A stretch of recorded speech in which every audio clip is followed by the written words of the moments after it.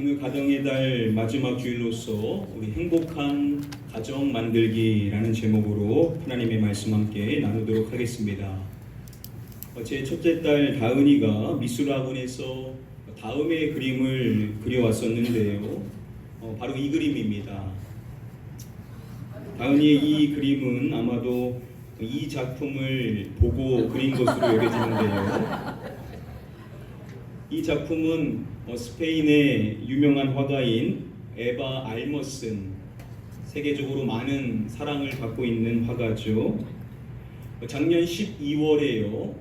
서울 예술의 전당 한가람 미술관에서 그녀의 전시회가 오랜 기간 동안 열렸었습니다.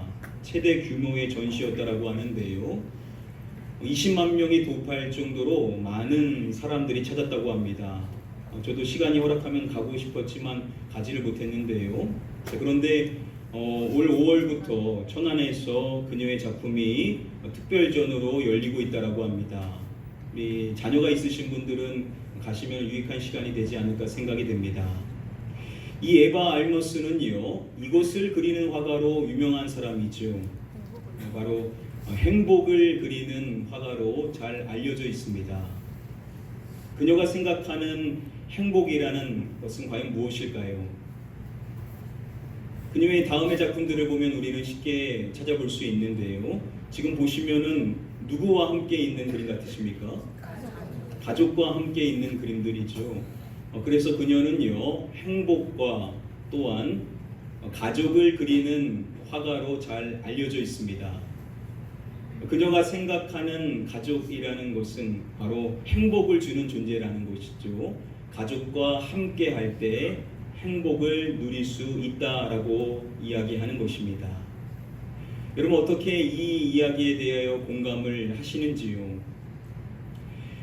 오늘날 한국 사회의 가정에 대한 이야기들을 들으면은 안타깝게도 행복과는 거리가 좀 먼 것처럼 보여지고 있습니다. 오히려 많은 가정들이 불행에 가까운 모습을 보이고 있는 것으로 여겨지고 있는 것이 오늘날 안타까운 현실의 모습이죠. 자, 그러나 모든 사람들은 가정의 행복을 바라지 불행을 바라지는 않을 것입니다. 우리 모두는 행복을 원함에도 불구하고 안타까운 현실은 많은 가정들이 불행 가운데 있다라는 것입니다. 여러분 모두 이 노래를 다들 잘 아실 것입니다.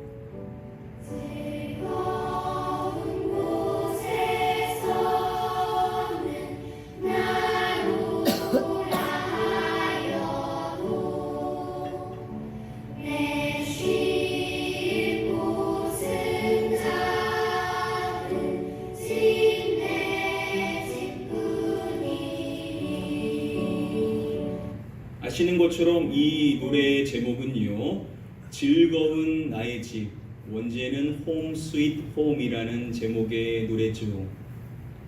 이 노래를 작사한 사람은 존 하워드 페인이라는 사람입니다. 전 세계 사람들이 가정의 행복에 대한 이 아름다운 가사를 지은 이 사람이 아마도 행복한 가정, 즐거운 가정을 꾸린 사람일 것이다라고 쉽게 생각해 볼 수 있을 텐데요. 현실은 전혀 그렇지 못했습니다.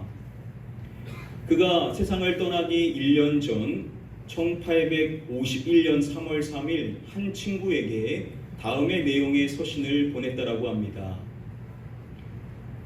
세계의 모든 사람에게 가정의 기쁨을 자랑스럽게 노래한 나 자신은 아직껏 내 집이라는 맛을 모르고 지냈으며 앞으로도 맛보지 못하겠지.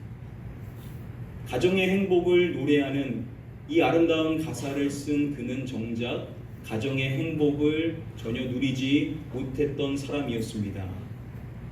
여러분, 하나님께서는 가정을 통하여서 우리가 행복을 누리기를 원하시죠. 자, 그런데 우리가 그 가정으로 인하여서 행복을 누리지 못한다라고 한다면 그것보다 안타까운 일도 없을 것입니다. 그러면 어떻게 해야 우리의 가정이 행복한 가정이 될 수 있을까요? 가정사역자로 잘 알려진 송기런 목사님은요, 가정에 대해서 이야기할 때 자신의 책에서 이렇게 이야기합니다.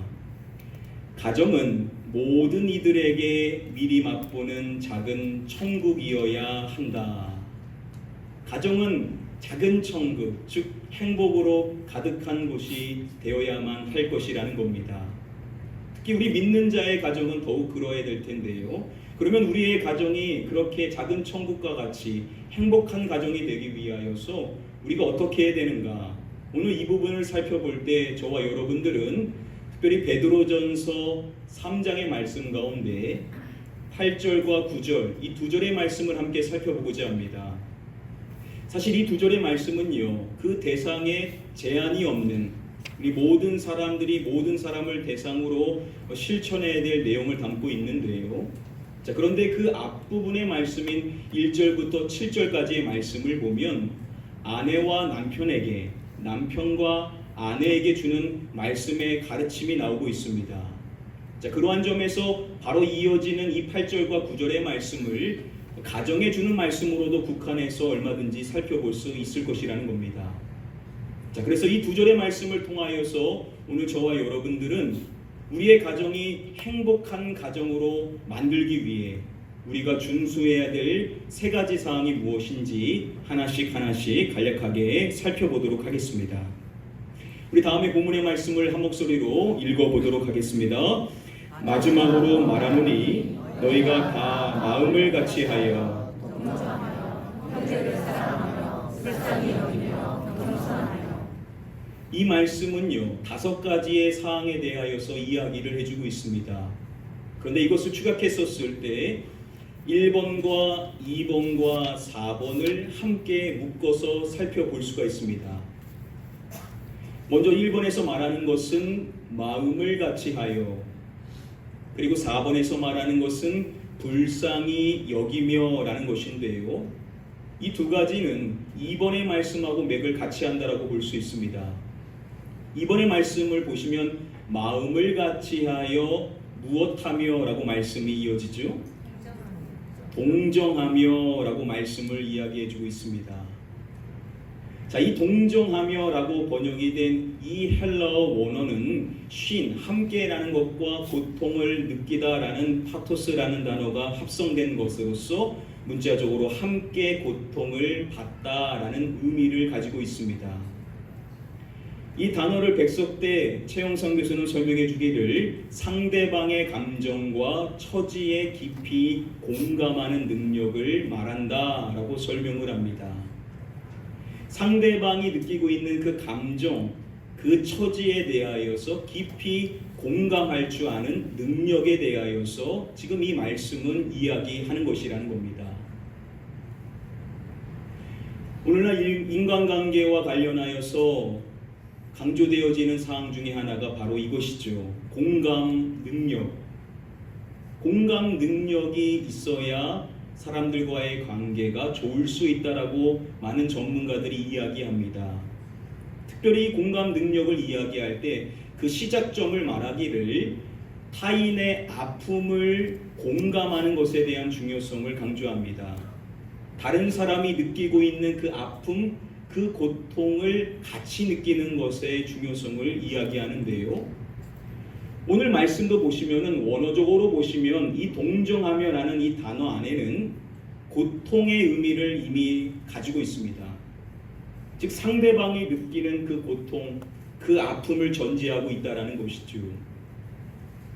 저와 여러분들이 가족과 관련하여서 우리가 놓치기 쉬운, 묵인하기 쉬운 내용이 뭐냐면 바로 가족의 아픔입니다. 모든 사람들은요, 다 저마다의 아픔을 짊어지고 인생을 살죠. 그런데 우리가 유독 가족의 아픔에 대하여서는 잘 헤아리지 못하는 경향이 있는 것 같습니다. 나에 대하여서 나의 아픔에 집중하다 보니, 그래서 나의 아픔을 헤아려 주기를 원하다 보니 상대방의 아픔, 가족의 아픔을 우리는 놓치기가 쉽다라는 것이죠. 자, 그런데 오늘 말씀을 통하여서 우리의 가정이 행복한 가정이 되기를 원한다면 우리가 무엇을 알아야 되냐? 가족의 아픔을 알아야 되고, 이 가족의 아픔을 공감하는 것, 즉 그 아픔을 같이 아파해 주는 것이 중요하다라고 이야기를 해줍니다.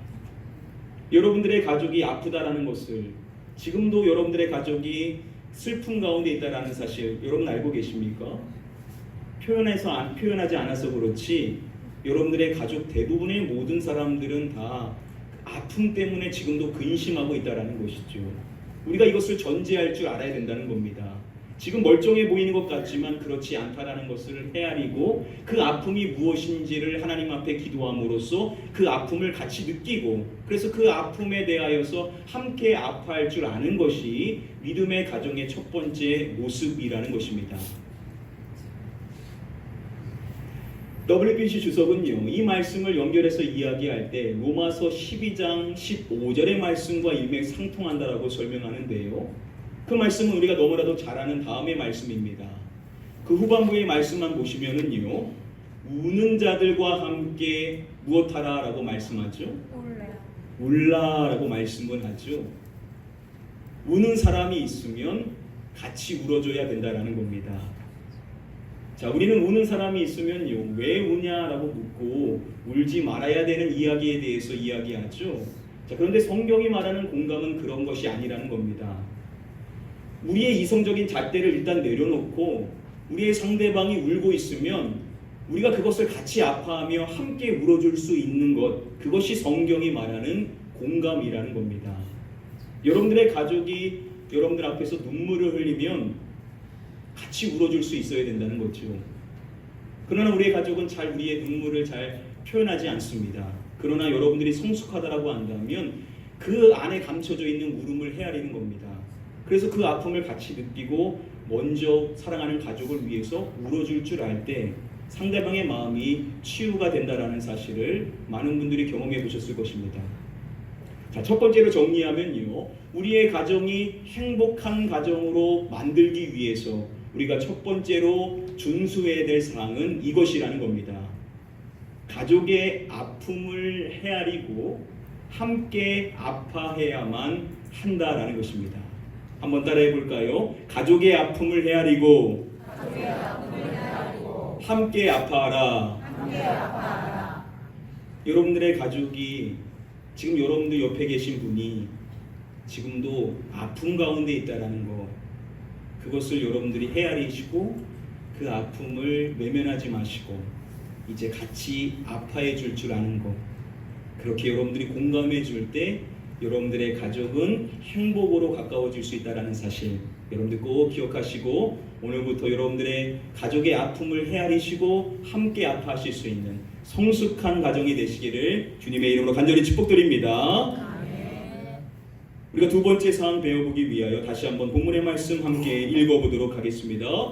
마지막으로 말하느니 너희가 다 마음을 같이하여 동정하며 형제를 사랑하며 불쌍히 여기며 겸손하며. 이 말씀 마지막 부분에 보시면은 불쌍히 여기며 그리고 무엇하며 라고 말씀이 이어집니까? 겸손하며 라고 말씀을 하죠. 이 겸손하며 라고 말하는 이 단어 영어 번역본으로 보면 예의를 지키다, 예의를 갖추다 라는 의미로도 번역되어지고 있습니다. 겸손하라 라는 의미 안에는 예의를 갖춰 대해야 된다 라는 의미를 내포하고 있다는 겁니다. 앞절인 7절의 말씀을 보시면은요, 남편들에게 이야기할 때 아내를 이렇게 대하라 라고 말씀을 해줍니다. 그 말씀이 무엇이냐면요, 기휘 여기라 라고 말씀을 해줍니다. 이 기휘 여기라 라는 것을 세번역 성경으로 보시면은 존중하라 라는 의미임을 알 수가 있습니다. 자, 이 7절과 8절과 7절의 말씀을 통하여서 이야기하는 사항은 맥을 같이 하는 겁니다. 7절의 말씀에서 기히 여기라, 존중의 태도로 대해야 된다는 것이고, 그리고 8절 말씀에서 겸손하라 라는 의미는 예의를 갖춰, 예의를 지켜야 된다라는 의미를 가지고 있습니다. 우리의 주변 사람들을 대할 때, 특별히 우리의 가족을 대할 때 우리는 가족을 존중하는 태도로 예의를 지켜 대해야만 한다라는 겁니다. 과거 많은 기업들이요, 친절을 강조할 때 고객을 또 손님을 무엇처럼이라는 슬로건을 내기로 썼습니까? 고객을 가족처럼, 손님을 가족처럼이라고 말했었죠. 이 말인즉 가족을 우리가 어떻게 대해야 되냐? 가족은 우리는 예의를 있게 친절하게 존중의 태도로 대해야만 하는 대상이다라는 것을 이야기하는 것입니다. 자, 그런데 여러분 정말 그러냐는 겁니다. 우리가 우리의 가족을 아주 친절하게 그리고 예의를 갖춰서 존중하냐라는 것이죠. 오히려 그 반대일 때가 많지 않습니까? 우리가 가장 친절하지 못하고 예의를 갖추지 못하고 존중의 태도를 보이지 못하는 대상이 가족이 아니냐는 겁니다. 성경은 우리의 가족을 우리가 존중하고 그리고 예의를 갖춰 대해야 된다는데 우리는 그 반대로 한다라는 겁니다. 이러한 의를 범하기 쉬운 저와 여러분들이 우리의 가족을 바르게 대하기 위하여서 어떠한 지혜가 있어야만 할까요? 아주대 이민규 교수는요, 자신의 책에서 가족에 대하여 말할 때 이렇게 이야기합니다. 가족을 무엇처럼이라고 말합니다. 뭐라고 말할까요? 가족을 손님처럼이라고 말합니다. 우리가 가족을 손님으로 바라볼 필요성이 있다라는 겁니다. 그 책에서 이렇게 이야기하는데요. 가족을 대하는 태도를 바꾸는 가장 좋은 방법은 가끔 가족을 손님처럼 바라보는 것입니다. 한 번 떠나면 다시는 못 만날 손님처럼 바라보면 모든 것이 다르게 느껴집니다. 여러분, 우리의 가족은 우리와 영원히 함께하는 존재가 사실 아니죠. 언젠가는 떠날 수밖에 없는 존재입니다. 그래서 많은 사람들이 가족을 대할 때 가족을 손님처럼 대해야 된다라는 이야기를 할 때가 많이 있습니다. 우리가 우리의 가족을 손님으로 생각하면 우리가 우리의 가족에게 함부로 대할 수 없다라는 것이죠. 우리의 가족에게 예의를 갖출 수 있다라는 겁니다. 우리가 우리의 가족을 손님으로 여기면 우리의 가족을 무시하는 태도로 대할 수 없다라는 것이죠. 우리의 가족을 존중할 수 있다라는 겁니다. 자, 두 번째로 정리하면요.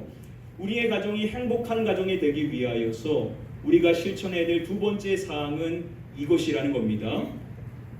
가족을 손님처럼 예의를 갖춰 존중해야만 한다라는 것입니다. 한번 따라해 볼까요? 가족을 손님처럼 예의를 갖춰 존중하라. 오늘부터 실천하시면 되시는 겁니다. 여러분들의 가족을 마땅히 나와 영원히 함께하는 사람이다라고 생각하는 그 생각을 버리고 손님으로 여기라는 겁니다.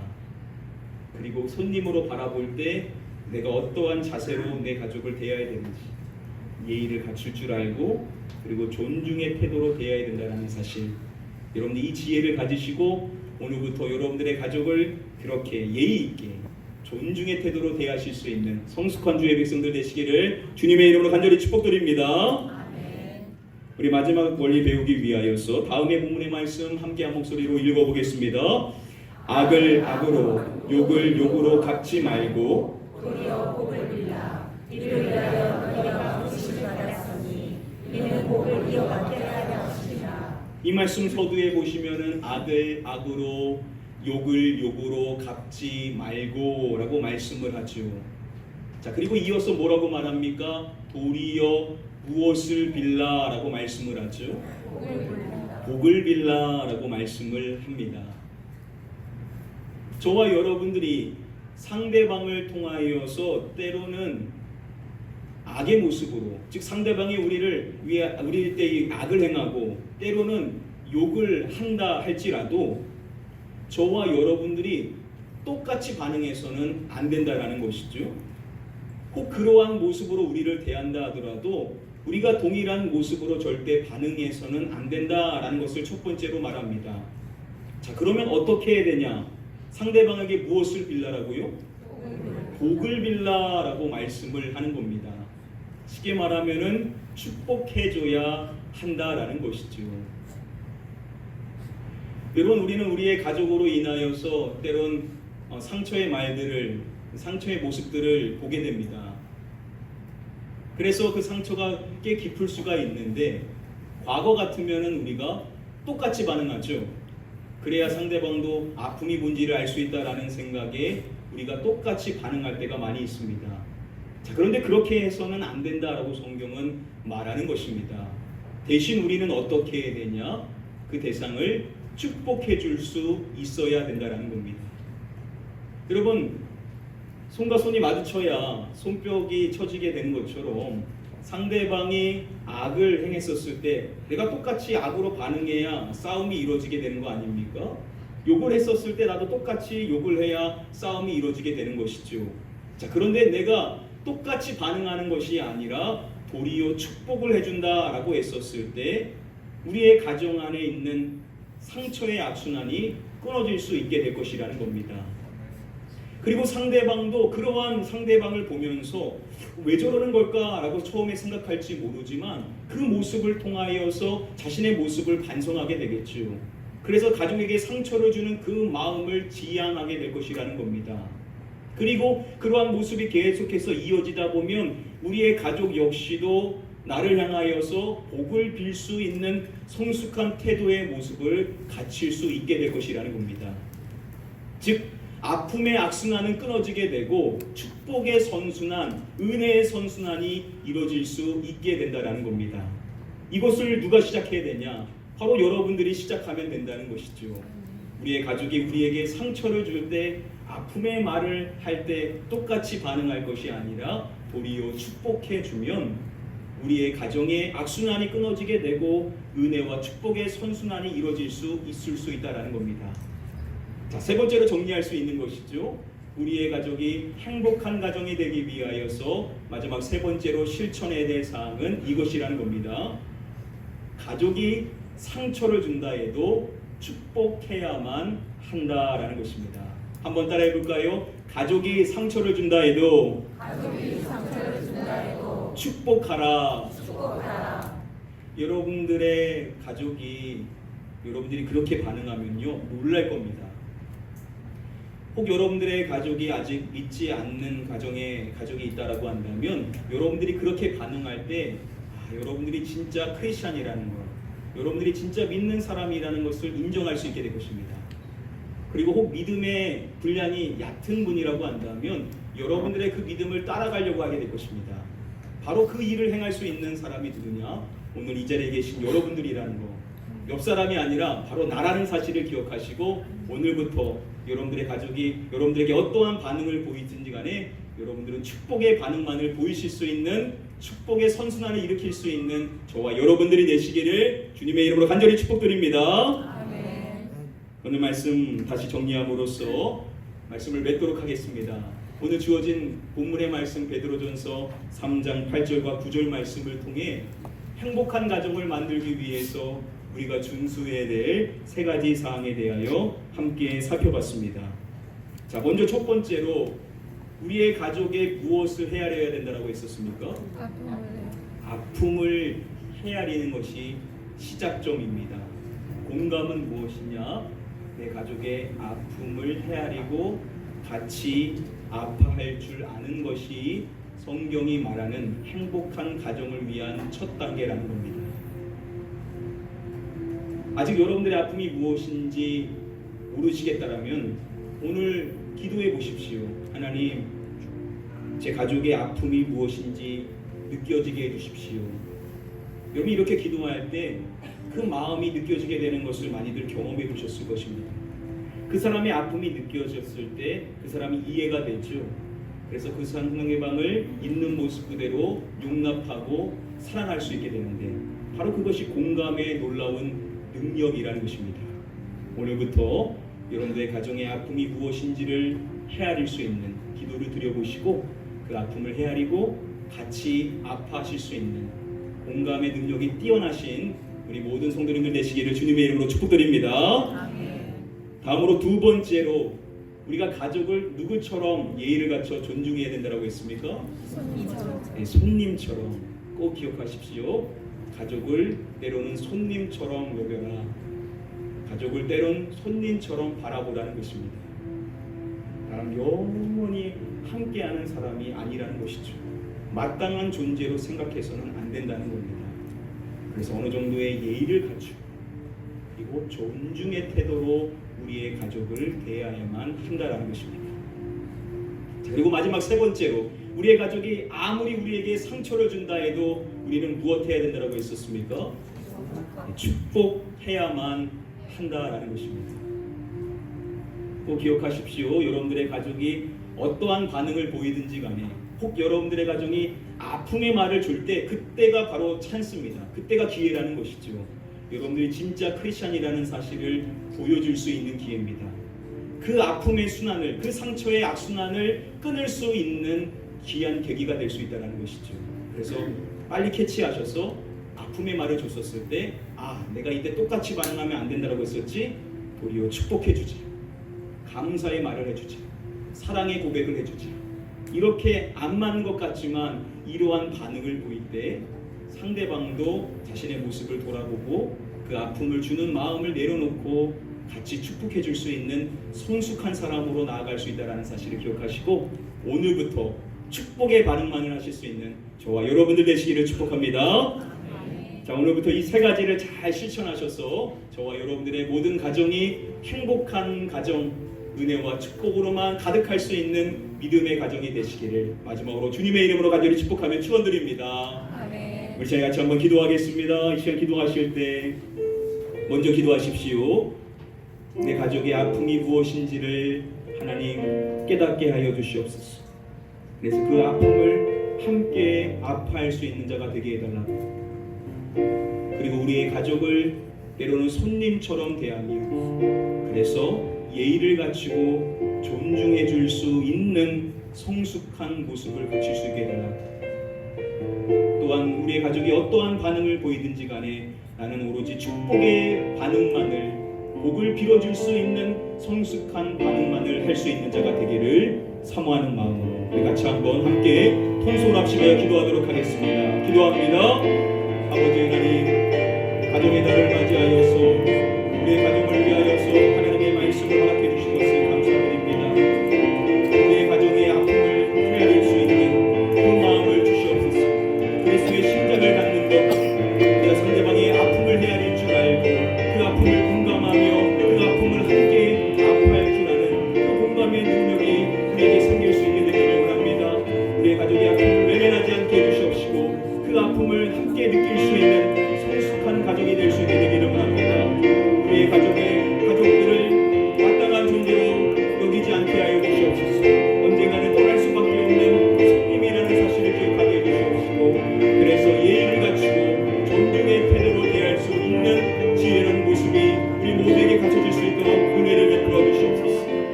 또한 우리의 가족이 나에게 어떠한 반응을 보이든지 간에 나는 축복의 반응만을 보일 수 있게 되기를 원합니다.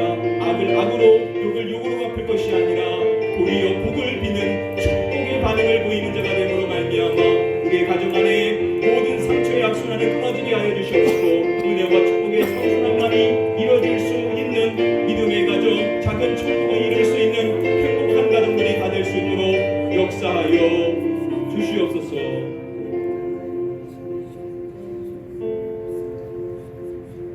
아버지 하나님, 가정의 달을 맞이하여서 우리의 가정을 향하여서 하나님의 말씀을 허락해 주신 것을 감사드립니다. 우리의 심령 가운데 하나님의 주신 생명의 말씀들 그냥 듣고 흘려 넘어가는 것이 아니라 그 모든 말씀들을 우리의 가슴에 새기고 우리가 평생 실천하며 살아가고자 하는 그 마음을 허락하여 주시사 하나님이 원하시는 가정으로서 작은 천국과 같이 행복과 은혜가 넘칠 수 있는 복된 가정으로 변화시켜 주시옵소서. 이 일을 위하여서 우리 가족의 아픔을 함께 아파하며 그 아픔을 깊이 헤아릴 수 있는 공감의 능력을 우리에게 허락해 주시기를 간절히 소원하며 기도합니다. 우리의 가정의 아픔을 느낄 수 있는 그 마음을 허락해 주시사 같이 아파해주고 같이 울어줄 수 있는 은혜로운 공동체가 우리 가나안교회 모든 성도님들의 가정이 될 수 있도록 은혜 베풀어 주시옵소서. 아멘. 또한 우리의 가정 가운데 있는 어려움의 문제들을 헤아릴 때마다 특별히 가족의 모든 대상자들을 마땅한 존재로 여기는 것이 아니라 언젠가는 떠날 수밖에 없는 손님이라는 사실을 기억하고 예의를 갖추고 존중의 태도로 우리의 가족을 대할 수 있는 지혜로운 모습이 우리에게 갖춰질 수 있도록 우리에게 은혜를 베풀어 주시옵소서. 또한 우리의 가족이 우리에게 어떠한 반응을 보이든지 간에 우리는 축복의 반응만을 보일 수 있게 되기를 원합니다. 그래서 우리의 가정에 아픔의 악순환은 끊어지고 은혜와 축복의 선순환만이 이루어질 수 있는 은혜로운 가정, 축복의 가정들로서 다 변화시켜 주시옵소서. 믿고 감사드리오며 이 모든 말씀 우리의 구원자 되시는 예수 그리스도의 이름으로 기도드립니다. 아멘.